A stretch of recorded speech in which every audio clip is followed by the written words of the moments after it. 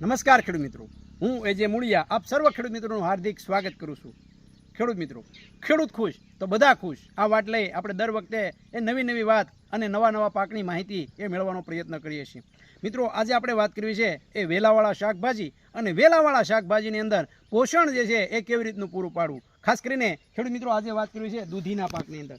મિત્રો, આપણે બધાને ખબર છે કે દૂધી જે છે એ વાવ્યા પછી એ 45 દિવસે જે છે ઓલરેડી ઉતરવાની શરૂઆત થઈ જાય અને બીજા 45 દિવસ એમાંથી આપણને સારામાં સારું એ મિત્રો ઉત્પાદન મળતું હોય તો એ ખૂબ મોટા જથ્થાની અંદર એને પોષણની જરૂર પડે અને એને આપણે પાયાની અંદર એ મિત્રો ફોસ્ફરસયુક્ત ખાતરો આપ્યા હોય, નાઇટ્રોજન અને પોટાશ જે છે એ પણ આપતા હોય, ત્યારે એને પોષણ માટે જે છે આપણે શું કરી શકીએ। એને જ્યારે પોષણ જે છે એની વાત આવે તો મિત્રો આપણે ખ્યાલ છે કે દૂધી જેવો પાક હોય એની અંદર આ પદ્ધતિ જે છે તમે જોઈ રહ્યા છો કે દૂધીની અંદર આપણે 3D કટિંગનું પણ ખેડૂતોને કહીએ છીએ કે આવા વધારાના વેલાઓ જે છે જેની અંદર ફૂલ ઉઘડતું નથી, એટલે કે જે ફૂલ જે છે ઉઘડે છે એની અંદર દૂધી જે છે એનું ડીટ્યું ન હોય આ રીતનો વેલો જે છે એની અંદર જે છે આપણે ખબર છે કે બધે જે છે એ દૂધી આવશે, પણ આની અંદર જે છે એ કોઈ પણ પ્રકારની જગ્યાએ નર અને માદા જે વેલો હોય છે આની અંદર દૂધી આવશે નહીં। તો આવા વેલા હોય એને આવી રીતના ડોકું જે છે એ ડોપિંગ કરી નાખીએ એટલે કે કાપી નાખીએ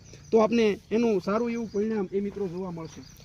ત્યારબાદ જે છે નવા વેલા ફૂટશે અને એની અંદર દૂધી જે છે બેસશે તો એ નહીતર એ વધારે પોષણ એ મેળવી લેતા હોય।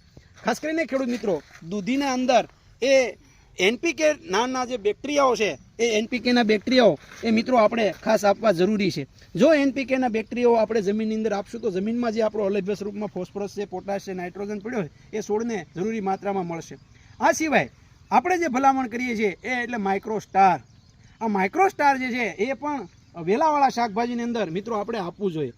1 એકરની અંદર 4 કિલો જે છે એ આપણે મિત્રો આપીએ છીએ। આ 4 કિલો જે છે એ આપવાથી જમીનની અંદર અલભ્ય પોષક તત્વો એને લભ્ય સ્વરૂપની અંદર ફેરવશે, જરૂરી પોષક તત્વો છોડના મૂળ સુધી પહોંચાડશે આપણે। તો આ માઇક્રોસ્ટાર જે છે એ વેલાવાળા શાકભાજી કરતા ખેડૂત મિત્રો જો એનો ઉપયોગ કરશે તો જે એ ખર્ચ કરે છે એ ખર્ચનો એને યોગ્ય વળતર જે છે મિત્રો મેળવી શકશે।